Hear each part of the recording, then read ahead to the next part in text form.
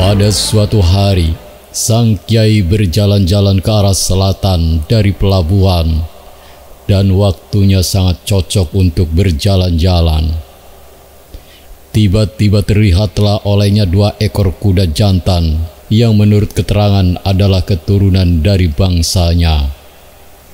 Karena kiai itu sebagai makhluk hidup, maka perlulah kiai mencari makna yang ada dalam dunia ini.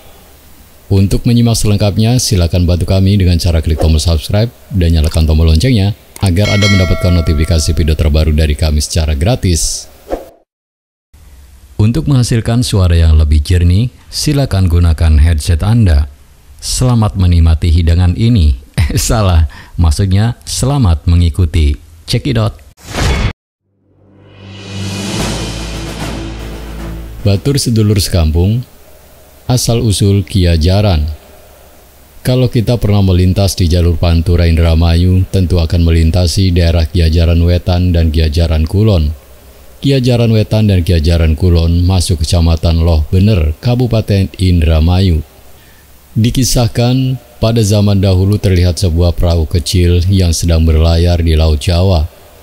Perahu itu berlayar menuruti arah angin dan bebas hilir mudik di lautan yang luas itu, tanpa diketahui arah tujuannya. Tetapi perahu tersebut bukan perahu layar biasa, melainkan perahu ajaib. Karena tidak diketahui siapakah yang mengemudikan perahu tersebut, menurut cerita orang terdahulu, perahu tersebut terdampar di sebuah pelabuhan kecil di sebelah utara Laut Jawa. Dan ternyata di dalam perahu tersebut terdapat seorang laki-laki yang sudah agak lanjut usia. Dan menurut keterangan, manusia itu menamakan dirinya sebagai Kiai Kuda Hyang Jagat. Dari mana asal kiai itu? Sampai detik ini tidak ada seorang pun yang mampu mengetahuinya. Pada suatu hari, sang kiai berjalan-jalan ke arah selatan dari pelabuhan tersebut.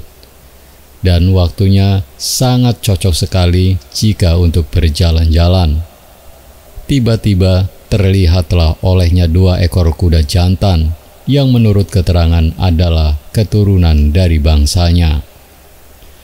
Karena kiai itu sebagai makhluk hidup, maka perlulah kiai mencari makan yang ada di dalam dunia ini, yang sekiranya dapat dimakan. Maka mulailah sang kiai berpikir panjang, dari mana asal mulanya tumbuh-tumbuhan yang dapat ia makan. Lama-kelamaan, dia berpendapat bahwa lebih baik kalau tanah yang luas itu diolah dan dimanfaatkan agar bisa menghasilkan tumbuh-tumbuhan yang dapat dimakan lebih banyak lagi. Dengan melakukan berbagai percobaan untuk memecahkan permasalahan itu, hingga pada suatu hari ketika Pak Kiai sedang melepaskan lelah di bawah pohon rindang, tiba-tiba datanglah kedua kuda jantan itu, dan anehnya maksud dari kuda itu sudah diketahui oleh kiai. Dilihat gerak-geriknya bahwa kedua kuda itu akan menyatakan setia kepada sang kiai, maka dengan menggunakan tenaga kedua kuda itu, Pak Kiai mulai mengolah tanah yang terletak di sekitar daerah pelabuhan.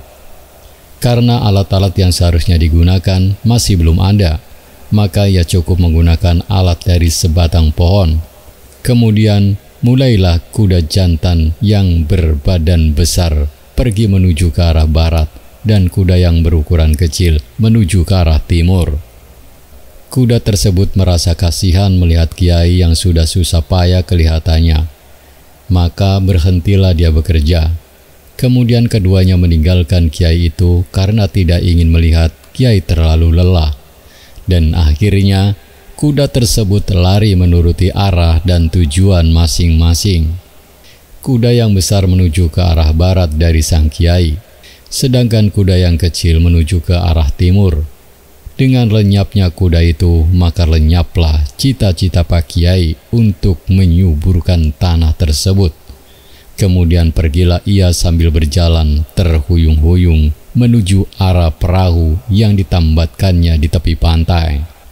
Sejak saat itu, daerah tempat larinya kuda sang kiai menuju ke arah barat maka dinamakan Desa Kiajaran Kulon. Sedangkan tempat kuda yang lari ke arah timur diberi nama Desa Kiajaran Wetan. Terus bagaimana nasib Pak Kiai?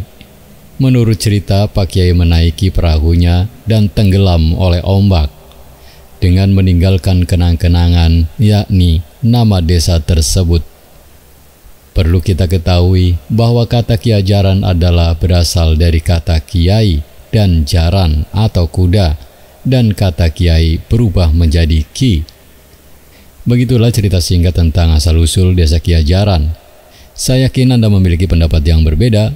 Oleh karena itu, jika ada perbedaan atau ingin melengkapi, silakan tulis di kolom komentar dengan bijak. Terima kasih telah menyimak video ini sampai selesai. Jangan lupa bantu kami dengan cara klik tombol subscribe, like, komen, dan share sebanyak-banyaknya. Ingat, tetap meduluran, aja pada tukaran. Wassalamualaikum warahmatullahi wabarakatuh.